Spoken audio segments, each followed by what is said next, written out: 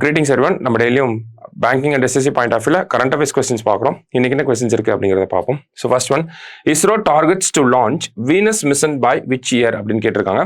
So எந்த வருஷம் இந்த மிஷன் பேர் ஆக்சுவலி பார்த்தோம்னா சுக்ரயான் 1, ஓகேங்களா, வீனஸ் ஆர்பிட்டார் மிஷன் அப்படின்னு சொல்றாங்க. ஸோ சுக்ரயான் அப்படிங்கிறது தான் இந்த மிஷனோட பேர். எப்போ ப்ரொஜெக்டட் லான்ச் அப்படின்னு பார்த்தோம்னா 2028, ஓகேங்களா. ஸோ 28ல லான்ச் பண்ணிடுவோம் சொல்லியிருக்காங்க. பட் ஸ்டில் பார்ப்போம். அடுத்தது, which river is responsible for Bihar floods அப்படின்னு கேட்டிருக்காங்க. ஸோ சமீபத்தில் பீகார் ஃப்ளட்ஸ். ஸோ அதுக்கு என்ன ரிவர் ரெஸ்பான்சிபிள் அப்படின்னு பார்த்தோம்னா பாக்மதி அண்ட் கோசி ரிவர். இந்த 2 ரிவருமே நமக்கு வரும், சரிங்களா. ஸோ இங்கே ஃப்ளட்டிங் ஆனதுனால தான் பீகார் ஃப்ளட்ஸ் வந்து இவ்வளோ இன்டென்ஸாக இருக்கு, சரியா. அடுத்தது, October 2, 2024 mark 10-year anniversary of which scheme அப்படின்னு கேட்டிருக்காங்க.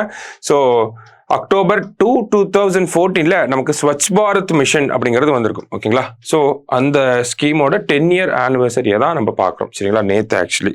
அடுத்தது, Sagar Parikrama 2.0 will be undertaken in which naval vessel அப்படின்றத கேட்டிருக்காங்க. ஸோ என்ன வெசல் அப்படின்னு பார்த்தோம்னா INSV தாரிணி. நம்ம முன்னாடியே பார்த்துருந்தோம். இந்த சாகர் பரிக்ரமா அப்படிங்கிறது பார்த்தோம்னா ஒரு சர்க்கம் நேவிகேஷன் மிஷன், ஓகேவா. குளோபை சுற்றி வர போறாங்க. கிட்டத்தட்ட 23,000 நாட்டிக்கல் மைல்ஸ் இவங்க வந்து டிராவல் பண்ண போறாங்க, ஓகேவா. அரௌண்ட் பார்த்தோம்னா ஒரு 240 டேஸ்க்கு. யாரு அப்படின்னு பார்த்தோம்னா 2 விமன். ஒருத்தவங்க பேர் வந்து ரூபா, இன்னொருத்தவங்க பேர் வந்து தில்னா.